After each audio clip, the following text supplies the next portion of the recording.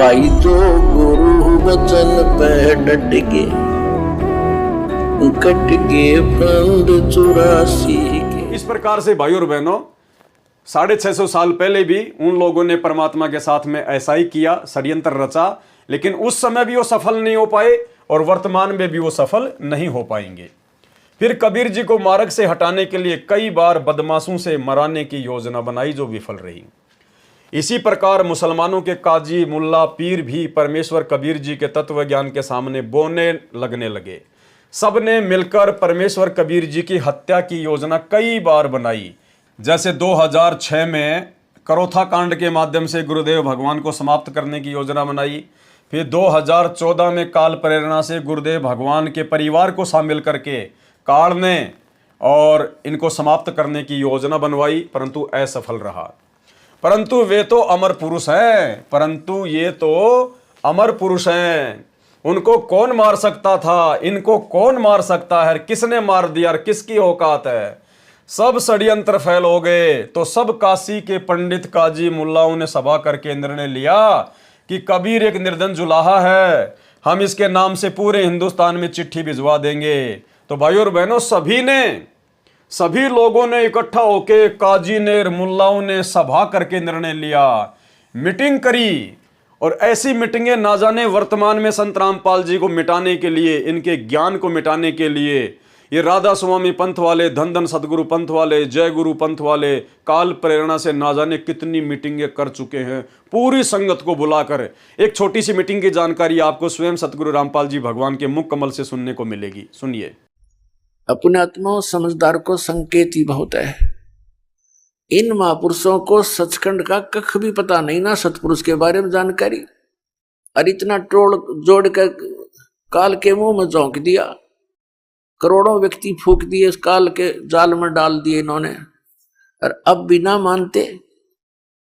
अब इनके गुरुओं ने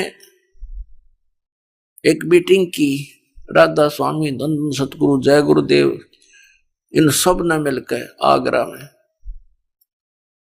और उसमें उन्होंने पहले तो ये देखा कि क्योंकि उनके भक्तों की शिकायत गई कि जी आपके विषय में एक रामपाल संत ऐसे ऐसे बोलता है, वो तो बहुत गलत कह रहा है। उन्होंने मीटिंग की, हमारी यहां से सीडी ले गए, वो उन्होंने सीडी देखा और सबको वहां बुला लिया। 600 एकड़ जमीन किराए, पहली जनवरी की बात है 2012 में जनवरी में, और खड़ी फसल का मुआवजा दे दिया। और ये सब जगह मुनादी करवा दी कि सबने आना है, गुरुजी एक नवी गल दसेंगे। तो इस श्रद्धालु तो पहुंच जाते हैं, पता नहीं क्या फार्मूला और बताओगे भक्ति का। कई लाख व्यक्ति इकट्ठे हो गए, 600 एकड़ जमीन, उत्तरा की जमीन, करोड़ों आदमी आ जाए उसमें। पहले तो उन्होंने डिस्कस किया कि रामपाल का क्या करें इसका। अब रामपाल का क्या करेंगे, पहले तो अपनी किताब ना फूको इनने, जब रामपाल का करियो कि मैं करोगे थे। तुमने लिख रखी, तुम्हारे प्रवचन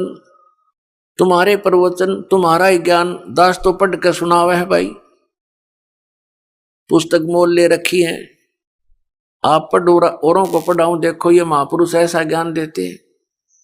फिर सीडी दिखाई, उनका नहीं समझ में आई कि अभी केस करेंगे तो किस पे करोगे, इनकी दूरी पोल खोल लूंगा। फिर करके देखो एक बार, अगर ये थोड़ा सी हिम्मत कर लेते इस पर बैन लग जाए पूरे पंथ पे, इसका एक भी शब्द जनता में नहीं जा सकता इनका। ऐसा बेहुदा ज्ञान है इन लोगों का, कख भी नहीं पता, दुनिया को करोड़ों लोगों को डबो दिया। फिर उन्होंने नवी गल ये दसी सबको कि किसी की पुस्तक नहीं पढ़ना और किसी की सीडी भी नहीं देखना, वो नहीं लेना। ये नवी गल दस का सबका थपकी मार के भेज दिए।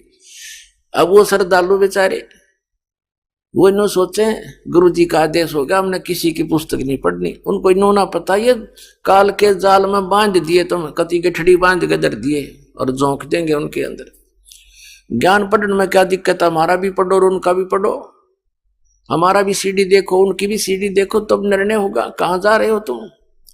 सब षड्यंत्र फैल हो गए तो सब काशी के पंडित काजी मुल्लाओं ने सभा करके निर्णय लिया कि कबीर एक निर्धन जुलाहा है, हम इसके नाम से पूरे हिंदुस्तान में चिट्ठी भिजवा देंगे कि कबीर सेठ पुत्र नीरू जुलाहा कॉलोनी बनारस वाला एक 3 दिन का भोजन भंडारा धर्म यज्ञ करने जा रहा है। सब अखाड़े वाले बाबा साधु संत आमंत्रित हैं, साथ में अपने सर्व शिष्यों को अवश्य लाएं। अब देखो भाई और बहनों, षड्यंत्र कौन कर रहा था काल प्रेरणा से? वो साधु संत महात्मा, वो काजी मुल्ला, वो शेख तकी, सिकंदर लोधी का पीर। और उनको निमित्त बना के कौन षड्यंत्र करवा रहा था? वो ज्योति निरंजन काल करवा रहा था। लेकिन परमेश्वर भी यही चाहते थे।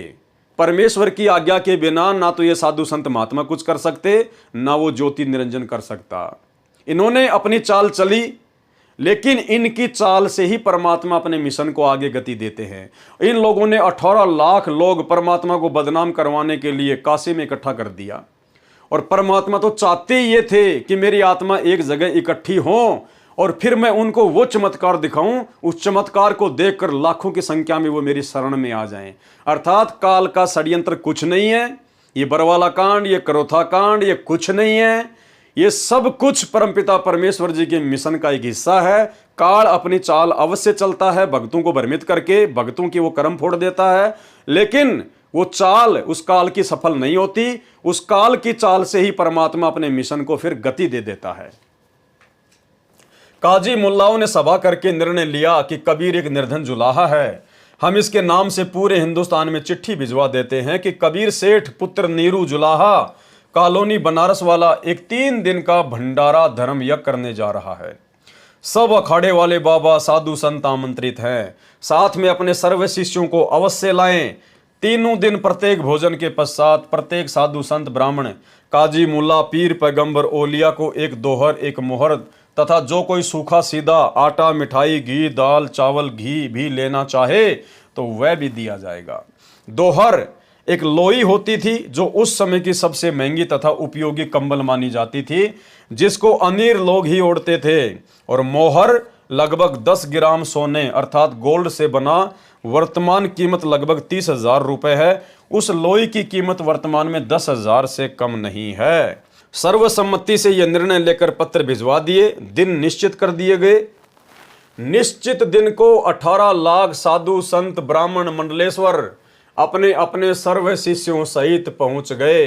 अब देखो, उस समय ऐसा कोई साधन तो था नहीं कि भी टेलीविजन पर कोई ऐड निकलवा दो, कोई विज्ञापन करवा दो कि सारे इकट्ठे हो जाएं। तो परमात्मा ने सोचा कि मैं अकेला कहाँ से इकट्ठा करूंगा, ये क्यों ना ये ड्यूटी काल प्रेरणा से इन्हीं साधु संत महात्मा मंडलेश्वरों की लगा देता हूँ। तो परमेश्वर ने अपने मिशन को पूरा करने के लिए, अपनी आत्माओं को शरण में लेने के लिए, सभी आत्माओं को इकट्ठा करने के लिए और उन्हीं विरोधियों को निमित्त बना दिया। वही विरोधी जो परमेश्वर को षड्यंत्र में फंसाना चाहते थे, उन्हें क्या पता था नादानों को कि तुम खुद उस परमात्मा के षड्यंत्र में फंस रहे हो। वो परमात्मा तुम्हें निमित्त बनाकर अपनी आत्माओं को इकट्ठा करवा रहा है। सबको लालच था कि प्रत्येक भोजन के पश्चात उपरोक्त दक्षिणा मिलेगी, इसलिए अपने अपने सर्व शिष्यों को मंडलेश्वर ले आए कि अच्छा माल मिलेगा।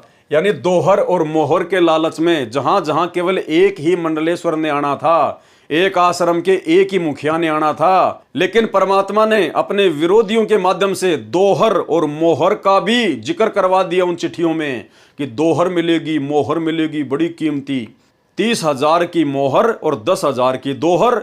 तो इस चक्कर में उन मंडलेश्वरों ने, साधु संतों ने अपने सभी चेले चपाटी सबको साथ ले लिया कि बंद करो आश्रम और चलो वहां पर। और उनके गुरु ने कह दिया था कि खाना तुम खाओगे, दोहर मोहर मिलेगी वो मुझे दोगे। तो परमेश्वर ने उन विरोधियों को ही निमित्त बना दिया अपने मिशन को पूरा करने के लिए।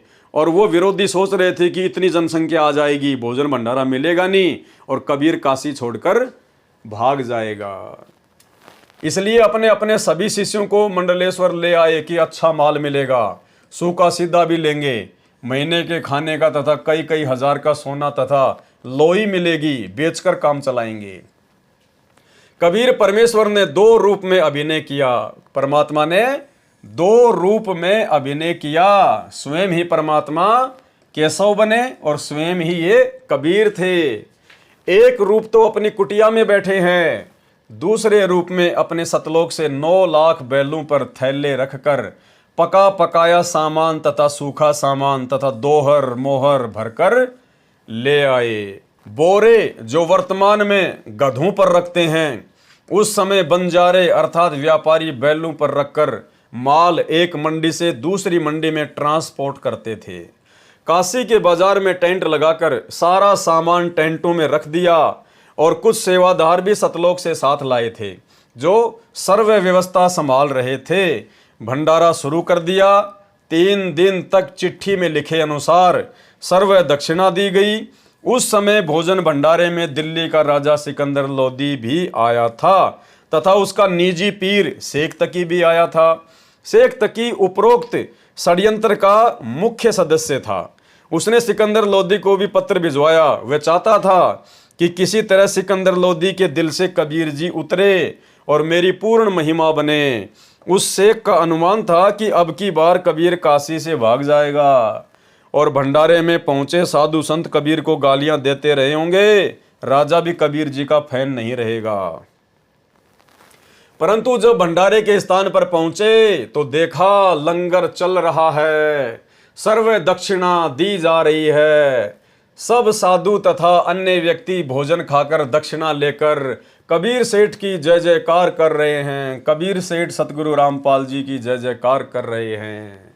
बादशाह सिकंदर लोदी ने पता किया कि भंडारा करने वाला कहाँ है। बताया कि उस सामने वाले बड़े टेंट तंबू में है। राजा तथा शेख तकी उस तंबू में गए और पहले अपना परिचय दिया, फिर उसका परिचय पूछा। तंबू में बैठे सेठ ने परिचय बताया कि मेरा नाम केशव है, मैं बंजारा हूँ। कबीर जी मेरे मित्र हैं। उनका मेरे पास संदेश गया था कि एक छोटा सा भंडारा करना है, छोटा सा, कुछ सामान लेकर आना। मेरा भी निमंत्रण भेजा था। राजा सिकंदर लोदी ने पूछा कि कबीर जी क्यों नहीं आए। केशव रूपधारी परमेश्वर ने कहा, मैं जो बैठा हूं उनका नौकर। अब भाई और बहनों, नौकर कौन बना? स्वयं परमात्मा ने ही अपने नौकर की भूमिका निभाई।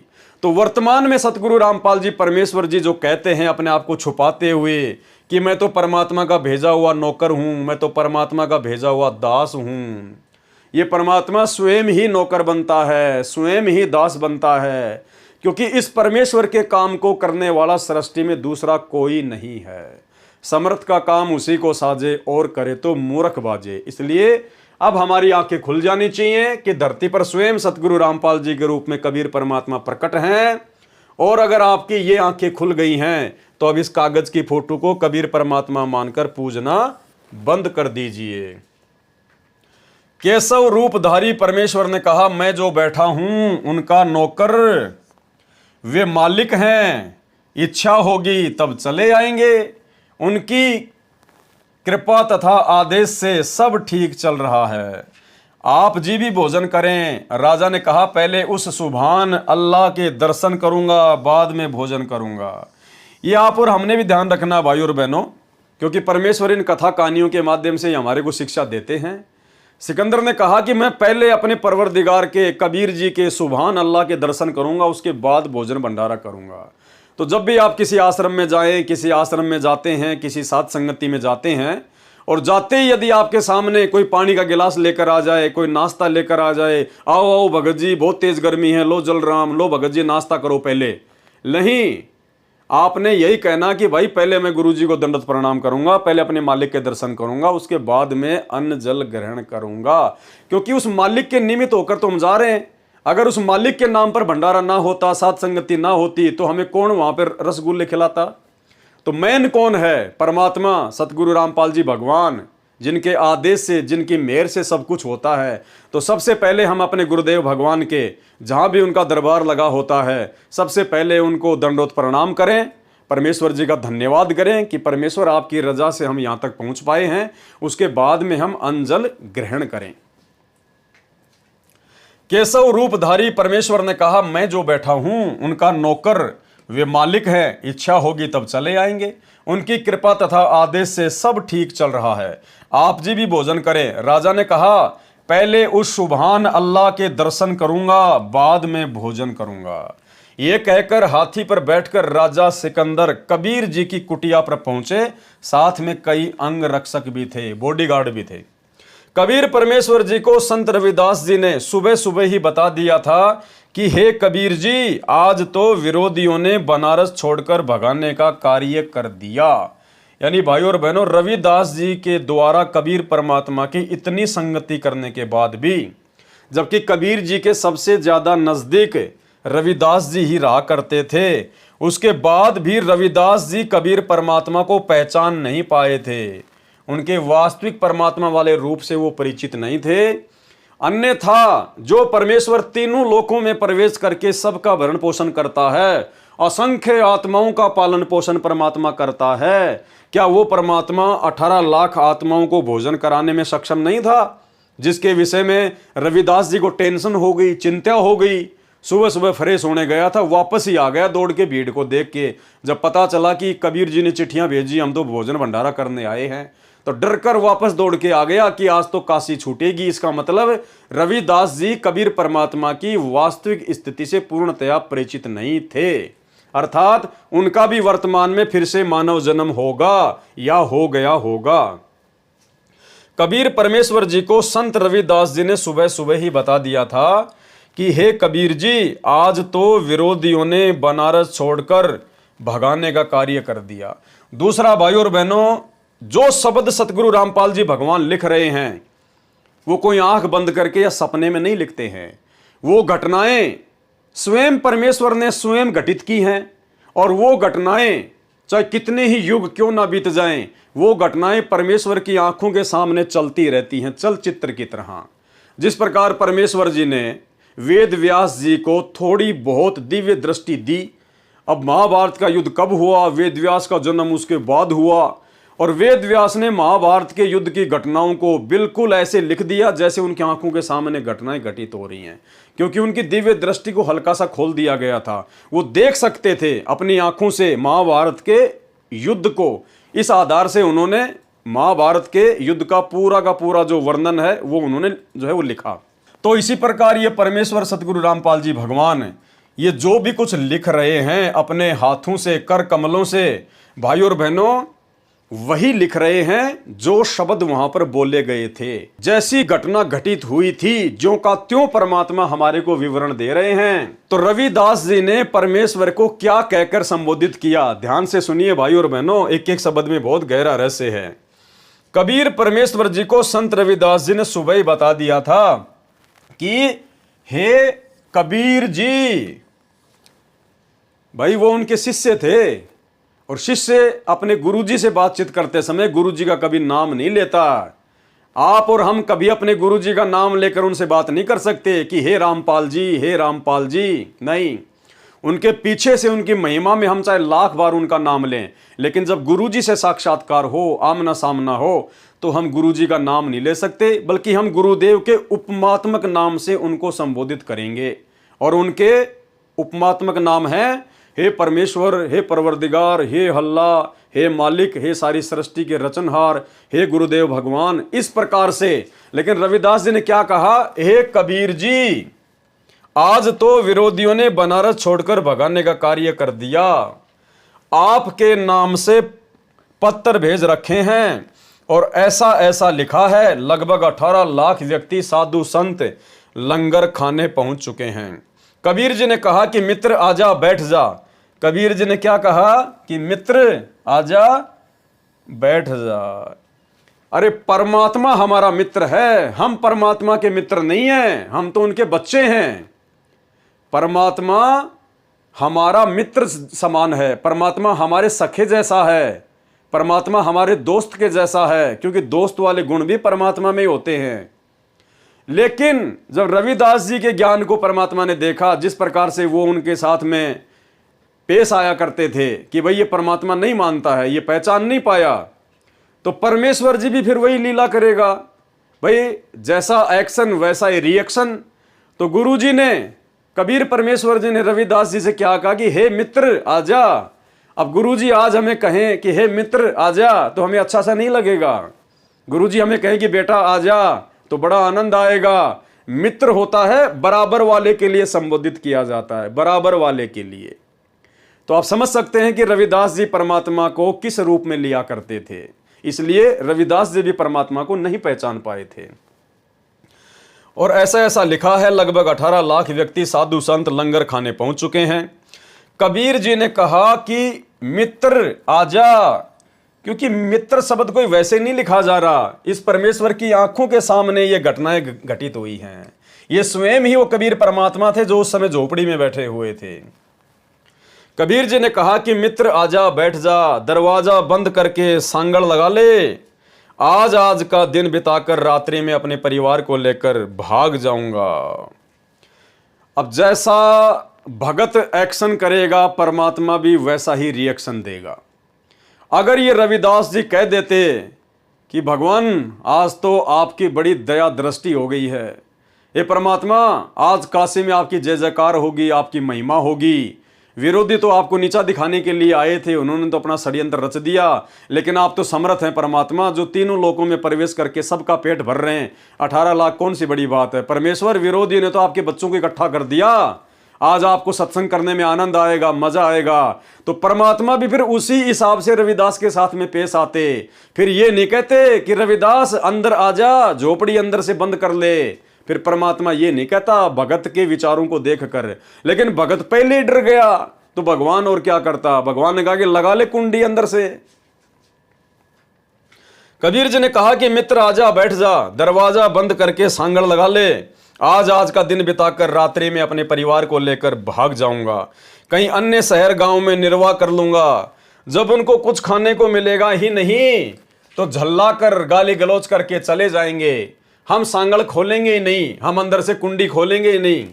यदि किवाड़ तोड़ेंगे तो हाथ जोड़ लूंगा कि मेरा सामर्थ्य आप जी को भंडारा कराने का नहीं है। क्योंकि भाई और बहनों, जो भूमिका परमात्मा कर रहे थे एक निर्धन जुलाहे की, तो रविदास जी तो देखा करते थे ना, इसलिए रविदास जी को विश्वास नहीं हो पा रहा था कि ये वो ही परमात्मा है, ये समर्थ परमात्मा है।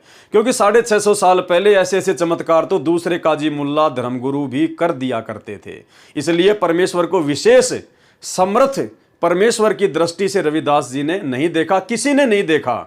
64 लाख में से किसी ने भी नहीं देखा था। इसलिए परमात्मा ने भी वैसी लीला की कि भाई हाथ जोड़ लूंगा, यदि किवाड़ तोड़ेंगे, दरवाजा तोड़ेंगे तो हाथ जोड़ लूंगा कि भाई मेरा सामर्थ्य आपको भंडारा कराने का नहीं है। गलती से लेटर डाले गए, मारो भावे छोड़ो, इतनी चर्चा चल रही थी। दोनों संत माला लेकर भक्ति कर रहे थे। मुंह बोले माता पिता तथा मृतक जीवित किए हुए लड़का तथा लड़की सुबह सैर को गए हुए थे, घूमने गए हुए थे। इतने में दिल्ली के बादशाह सिकंदर लोदी ने दरवाजा खटखटाया। संत रविदास जी ने कहा, प्रभु लगता है कि अतिथि यहां पर भी पहुंच गए। रविदास जी फिर डर गए और कहा, रविदास जी ने कहा कि हे प्रभु लगता है अतिथि यहां पर भी आ गए, यानी वो बाबा जी आ गए यहां पर गुस्से में। कबीर जी ने कहा कि देख सुराग से, बच्चे तो नहीं आ गए। अब परमात्मा तो फिर वैसा ही करेगा, जैसा रिएक्शन वैसा ही एक्शन। अब जैसे ही वो दरवाजा खटखटाया तो रविदास जी डर गए और कहा कि भगवान लगता आ गए। तो परमात्मा ने कहा भी देख जरा सुराग से देख, कहीं बच्चे तो नहीं आ गए। रविदास जी ने देखकर बताया कि नहीं, कोई और ही है। 2 3 4 बार दरवाजा खटखटाकर राजा सिकंदर ने अपना परिचय देकर बताया कि आपका दास सिकंदर आया है, आपके दर्शन करना चाहता है। परमेश्वर कबीर जी ने कहा कि राजन आज दरवाजा नहीं खोलूंगा, मेरे नाम से झूठी चिट्ठियां भेज रखी हैं, लाखों संत भगत पहुंच चुके हैं, रात्रि होते ही मैं अपने परिवार को लेकर कहीं दूर चला जाऊंगा। सिकंदर लोदी ने कहा, परवरदिगार आप मुझे नहीं बहका सकते, मैं आपको निकट से जान चुका हूं। सिकंदर लोदी ने क्या कहा कि परवरदिगार आप मुझे नहीं बहका सकते, मैं आपको निकट से जान चुका हूं कि आप परमात्मा है, आप अल्लाह हैं।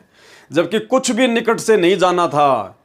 उसके बाद तो जनता के कहने पर परमात्मा को गंगा में डुबोया सिकंदर लोदी ने। अपने हाथों से, अपने परमात्मा के हाथों में उसने जंजीरें डाली, बेड़ियां डाली और दिल्ली लेके गया खूनी हाथी से मरवाने के लिए।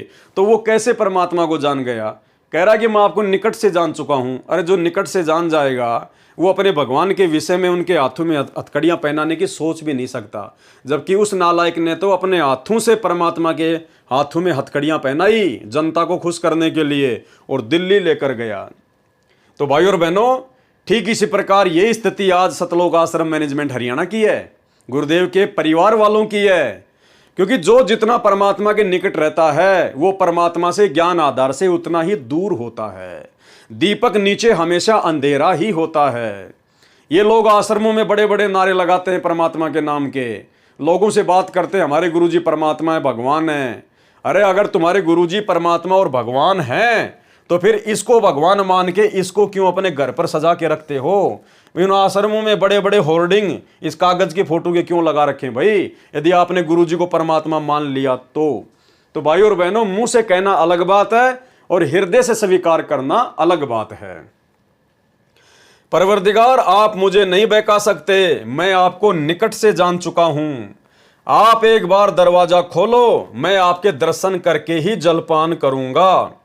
परमेश्वर की आज्ञा से रविदास जी ने दरवाजा खोला तो सिकंदर लोदी मुकुट पहने पहने ही चरणों में लौट गया और बताया कि आप अपने आप को छिपा कर बैठे हो। यानी जब इतना बड़ा चमत्कार देख लिया सिकंदर लोदी ने कि भाई इतना बड़ा भंडारा, 18 लाख लोगों को और इतने थोड़े समय में इतनी सारी व्यवस्था मैं राजा भी नहीं कर सकता, तो भाई इस चमत्कार को देखकर उसने मुकुट सहित परमात्मा के चरणों में दंडोत प्रणाम किया।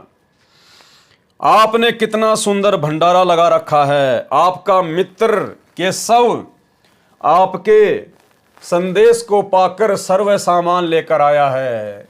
देखो, अगर वो समझ जाते ज्ञान को उस समय, तो क्या सिकंदर लोदी को इस बात का पता नहीं था कि कबीर जी की माली हालत क्या है?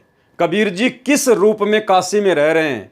एक निर्धन जुलाहे की झोपड़ी, सुबह खा लिया शाम का पता नहीं, तन पर अच्छे से कपड़े भी नहीं। तो क्या सिकंदर लोदी ने इतना दिमाग नहीं लगाया? इतने गरीब आदमी का इतना बड़ा सेठ मित्र कैसे हो सकता है जो उसके लिए इतना धनमाल लेकर आ जाए? तो भाई साहब, समझा किसी ने नहीं था परमात्मा को। केवल चमत्कारों को देखकर वो डर कर उनको दंडोत प्रणाम किया करते थे, उनको अल्लाह अल्लाह किया करते थे। आपका मित्र केशव आपके संदेश को पाकर सर्व सामान लेकर आया है। आपके नाम का अखंड भंडारा चल रहा है।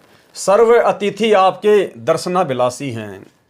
और बाय द वे भाई और बहनों, क्योंकि शेख तकी ने झूठी चिट्ठी राजा सिकंदर लोदी को भी डाल दी थी और सिकंदर लोदी के कबीर जी थे गुरुजी, तो सिकंदर लोदी को भी आना था, आ गया। और यदि वो भंडारा परमात्मा वहां पर ना लगाते, अगर 18 लाख लोगों के लिए वो सारी व्यवस्था ना करते तो हाहाकार मच जाता, हाहाकार। और सिकंदर लोदी जो दिल्ली से स्पेशल इतने दिनों की यात्रा करके काशी में चलकर आया था, जब उसको वहां पे वो सारी अव्यवस्था दिखाई देती तो जनता के दबाव में आकर वो सिकंदर लोदी दंडोत प्रणाम करना तो छोड़ो, कबीर जी के हाथों में फिर से हथकड़ियां डाल के वो दिल्ली में लेके जाता कि जब तेरी औकात नहीं थी तो क्यों तूने मेरे को चिट्ठी डलवाई, क्यों तूने इतने लाख लोग यहां पर इकट्ठे करवा दिए? वो सिकंदर लोदी खुद परमात्मा के हाथों में हथकड़ियां डाल के वो दिल्ली लेके जाता। तो भाई, चमत्कार को नमस्कार होता है, ध्यान रखना। ज्ञान आधार से नमस्कार आज होगा वर्तमान में पिछली पीढ़ी में, बाकी आज से पहले तो चमत्कार को देखकर ही लोगों ने भगवान को नमस्कार किया है। आपके नाम का अखंड भंडारा चल रहा है। सभी अतिथि आपके दर्शनाभिलाषी हैं। कह रहे हैं कि देखो कौन है कबीर सेठ जिसने ऐसे खुले हाथ से लंगर कराया है। मेरी भी प्रार्थना है कि आप एक बार भंडारे में घूमकर सबको दर्शन देकर कृतार्थ करें। तब परमेश्वर कबीर जी उठे और कुटिया से बाहर आए तो आकाश से कबीर जी पर फूलों की वर्षा होने लगी। परमेश्वर सतगुरु रामपाल जी पर फूलों की वर्षा होने लगी 650 साल पहले आकाश से, तथा आकाश से आकर सिर पर सुंदर मुकुट अपने आप पहना गया। सुंदर मुकुट हीरे मोती माणिक जड़ा हुआ वो मुकुट परमेश्वर के शीश पर आकर लग गया। तब हाथी पर बैठकर कबीर जी तथा रविदास जी व राजा चले तो सिकंदर लोधी परमेश्वर कबीर जी पर चवर करने लगे और पीलवान से कहा कि हाथी को भंडारे के साथ से लेकर चल, जो भी देखे और पूछे काशी वाले से कि कबीर सेठ कौन सा है, उत्तर मिले जिसके सिर पर मोर पंख वाला मुकुट है वह है कबीर सेठ, जिस पर सिकंदर लोधी दिल्ली के बादशाह चवर कर रहे हैं। सब एक स्वर में जय जयकार बोल रहे थे, जय हो कबीर सेठ की, जैसा लिखा था वैसा ही भंडारा कराया, ऐसी व्यवस्था कहीं देखी न सुनी। भोजन खाने का स्थान बहुत लंबा चौड़ा था, उसमें घूमकर फिर वहां पर आए जहां पर केशव टेंट में बैठा था। हाथी से उतरकर कबीर जी तंबू में पहुंचे तो अपने आप एक सुंदर बेड आ गया, एक पलंग आ गया, ऊपर से आसमान से सतलोक से सिंहासन आ गया परमात्मा के लिए। उसके ऊपर एक गद्दा बिछ गया, अपने आप ही गद्दा बिछ गया, ऊपर गलीचे बिछ गए जिनकी झालरों में हीरे पन्ने लाल लगे थे। टेंट को ऊपर कर दिया गया जो दो तरफ से बंद था। खाना खाने के पश्चात सब दर्शनार्थ वहां आने लगे। तब परमेश्वर कबीर जी ने उन परमात्मा के लिए घर त्याग कर आश्रमों में रहने वालों तथा अन्य गृहस्थी व्यक्ति व ब्राह्मणों को आपस में केशव तथा कबीर जी ने, यानी परमात्मा ही खुद अपना डबल रोल कर रहे थे, आध्यात्मिक प्रश्न उत्तर करके सत्य ज्ञान समझाया। 8 पहर यानी 24 घंटे, 3 घंटे का एक पहर होता है, 8 तिया 24 घंटे तक सत्संग करके उनका अज्ञान दूर किया। कई लाख साधुओं ने दीक्षा ली। यही तो चाहते थे परमात्मा, एक तीर से अनेकों शिकार करते हैं परमात्मा। अपने विरोधियों से परमात्मा ने अपने बच्चों को इकट्ठा करवा लिया काशी में, बनारस में, और कई लाख साधुओं ने दीक्षा ली और अपना कल्याण कराया। विरोधियों ने तो परमेश्वर का बुरा करना चाहा था, परंतु परमात्मा को इकट्ठे करे कराए भगत मिल गए। अपना ज्ञान सुनाने के लिए उन भक्तों को सतलोक से आया हुआ उत्तम भोजन कराया, जिसके खाने से अच्छे विचार उत्पन्न हुए।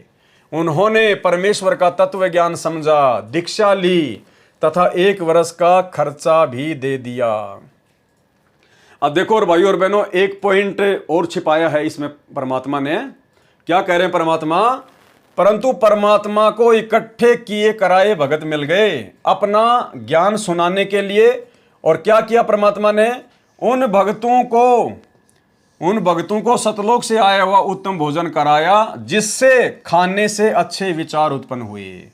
उस भोजन के खाने से उनके अच्छे विचार उत्पन्न हुए। उन्होंने ध्यान से फिर परमात्मा का सत्संग सुना, काल प्रेरणा उनसे दूर हो गई। तो ठीक इसी प्रकार भाई और बहनों, ये दया आज वर्तमान में सतगुरु रामपाल जी परमेश्वर जी के आशीर्वाद से साध संगति से जुड़े हुए सत्सेवक भाई बहनों के ऊपर हो रही है, वही सतलोक का भोजन खाने की। क्योंकि आज सब ने अपने घर पर बेड लगा लिए हैं, या जिसने बेड नहीं लगाया है वो गुरुदेव भगवान को भोग की आरती के साथ भोग जरूर लगाता है दोनों टाइम। तो जब सतगुरु रामपाल जी परमेश्वर जी को भोग लग जाता है, इस कबीर अल्लाह को जब विधि विधान अनुसार घर में जो भी कुछ बना है, जब सबसे पहले हम भोग की आरती के साथ, एक होती है अन्नदेव की आरती, अन्नदेव की आरती नहीं, एक होती है भोग की आरती। भोग की आरती जो आश्रमों में इस दाढ़ी मूंछ वाले कबीर जी को भोग लगाया जाता था 3 दिन के पाठ पर, वो भोग की आरती के साथ में, छोटी या बड़ी भोग की आरती के साथ में प्रतिदिन सत्सेवकों के घरों में अपने गुरु जी को ही कबीर परमात्मा मानकर भंडारे का भोग लगाया जाता है। उसके बाद हम भाई बहन उस बचे हुए भंडारे को खाते हैं, ग्रहण करते हैं, जिससे हमारे अंदर अच्छे विचार उत्पन्न होते हैं।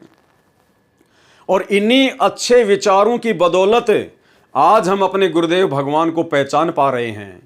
आज हम भक्ति मार्ग पर इतने दृढ़ हैं जितने दृढ़ सतलोक आश्रमों से जुड़े हुए अन्य भाई बहन नहीं हैं। क्यों? क्योंकि दिन प्रतिदिन हमारे अंदर अच्छे विचार उत्पन्न होते ही जा रहे हैं, क्योंकि हम हर दिन प्रतिदिन परमेश्वर को भोग लगाकर ही अन्न जल ग्रहण करते हैं। और यही कारण है भाई और बहनों, वर्तमान में 30-40 वर्ष की उम्र में ही भाई बहनों ने अपनी अपनी भक्तमतियों को परमेश्वर जी के आशीर्वाद से बहन के रूप में देखना शुरू कर दिया। सभी विषय विकारों से भाई बहन साथ संगत वाले पीछे हटते जा रहे हैं, क्योंकि परमात्मा का विधान है कि भगत बने बिना भक्ति शुरू नहीं हो सकती, और भक्ति शुरू नहीं होगी तो सतलोक कैसे जाएंगे, समय थोड़ा बचा है। क्योंकि परमात्मा कहते हैं कि भग भोग्या भग उपजय, और भग से बचा न कोई, और जो कोई भग से बचेगा भगत कहावेगा सोई।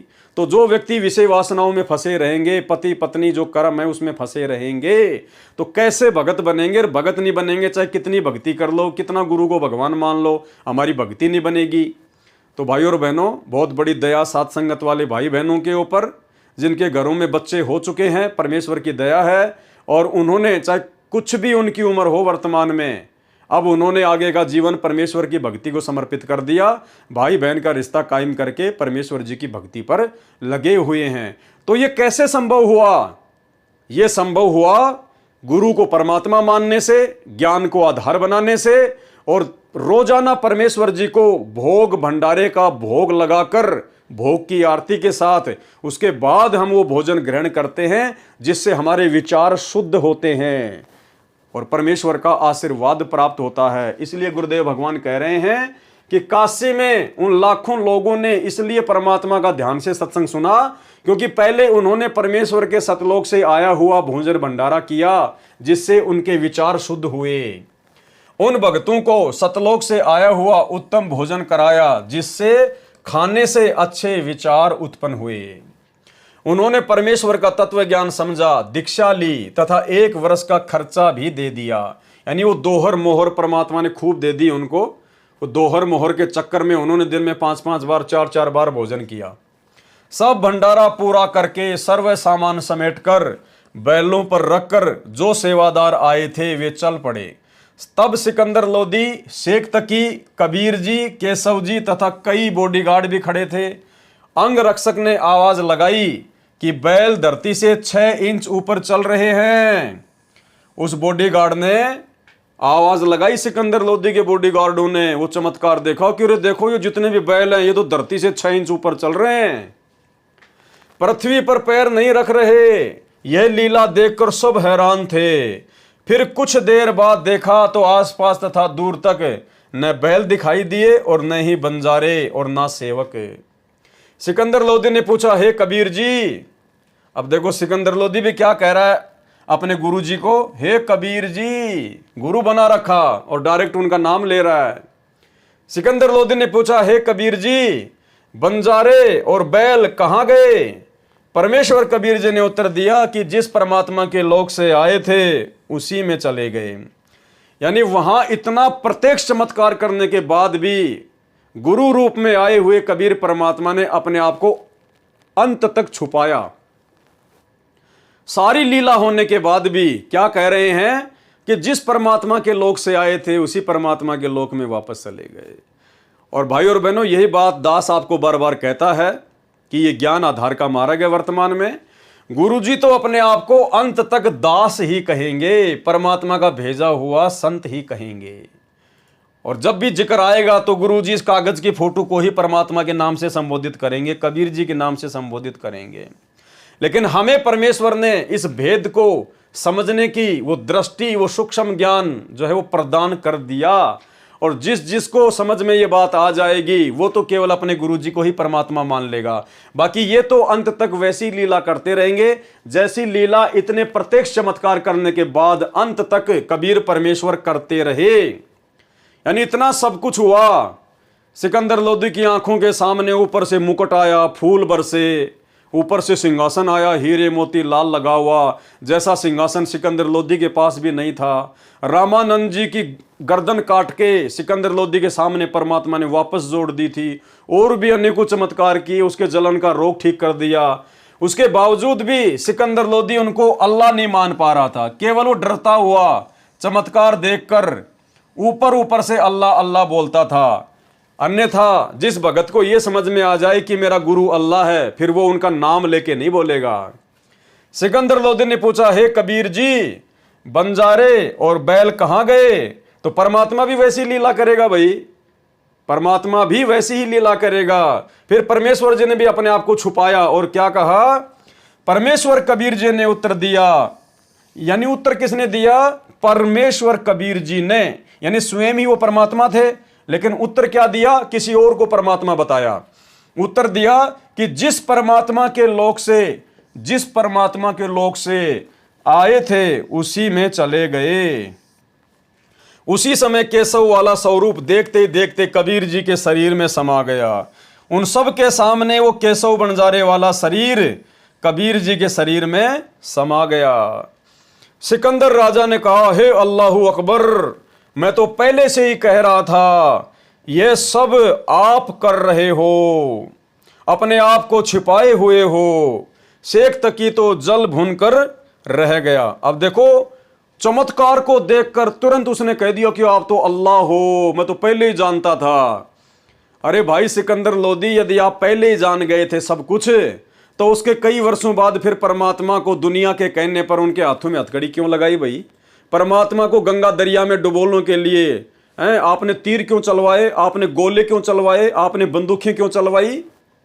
आप दिल्ली क्यों ले गए परमात्मा को खूनी हाथी के सामने जो है नीचे डालकर मरवाने के लिए?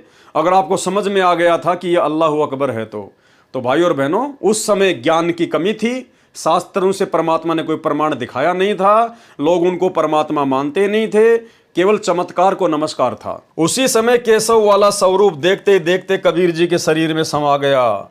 सिकंदर राजा ने कहा, हे अल्लाहू अकबर, मैं तो पहले ही कह रहा था कि यह सब आप कर रहे हो, अपने आप को छिपाए हुए हो। शेख तकी तो जल भुन रहा था, कहने लगा कि ऐसे ऐसे भंडारे तो हम अनेकों कर दे, ये तो मोछा सा किया है, हम तो जगजोनार कर देते। अब ये मोछा और जगजोनार क्या होती है, परमेश्वर ने इसको आगे समझाया है। मोहच्छे के विषय में परमात्मा ने बताया कि ऐसा कोई प्रोग्राम जो बिल्कुल मजबूरी में किया जाता है, जैसे परिवार में किसी की मौत हो गई, उसके क्रियाक्रम करवाने होते हैं, तो घटिया सामान लेके आता है वो व्यक्ति, बिल्कुल घटिया क्वालिटी का कपड़ा, घटिया क्वालिटी का सामान। जो कार्य, जो प्रोग्राम दुखी मन से किया जाता है, मजबूरी में किया जाता है, उसको कहते हैं मोहच्छा। और एक होती है जगजोनार, जो दिल खोल कर की जाती है, किसी जो है खुशी के अवसर पर किया जाता है। जैसे किसी बहुत बड़े सेठ साहूकार के घर में बरसों बाद में कोई बेटा उत्पन्न हुआ हो या पोता उत्पन्न हुआ हो, और वो जब आसपास के लोगों को जिमाता है, खिलाता है, दान दक्षिणा देता है, तो उसको कहते हैं जगजोनार करना, यानी खुले दिन से वो प्रोग्राम करना। मोहच्छा कहते हैं वह धर्म अनुष्ठान जो किसी पुरोहित द्वारा पितृ दोष मिटाने के लिए थोपा गया हो। उसमें व्यक्ति बताए गए नग आइटम मन मारकर सस्ती कीमत के लाकर पूरे करता है, हाथ सिकोड़ कर लंगर लगाता है। जगजोनार कहते हैं जिसके घर कई वर्षों उपरांत संतान उत्पन्न होती है, तो दिल खोलकर खर्च करता है, भंडारा करता है, तो खुले हाथों से। संत गरीबदास जी ने उस भंडारे के विषय में जिसकी जैसी विचारधारा थी वह बताई। कोई कहे जगजोनार करी, कोई कहे मोहछारे, बड़े बड़ाई करया करें, गाली काढ़े ओछारे। ओछा यानी नीच व्यक्ति, बड़े बड़ाई किया करें, जो अच्छे लोग होते हैं वो तो बड़ाई करते हैं, और गाली काढ़े ओछा, और जो नीच होते हैं वो हमेशा बुराई किया करते हैं। भावार्थ है कि जो भले पुरुष थे वे तो बड़ा कह रहे थे कि जगजोनार करी है, जो विरोधी थे ईर्ष्यावश कह रहे थे कि क्या खाक भंडारा किया है, ये तो मोहच्छा सा किया है। जब शेख तकी ने ये वचन कहे तो गूंगा तथा बहरा हो गया, यानी उसके जो कर्म थे वो उसके सामने आ गए।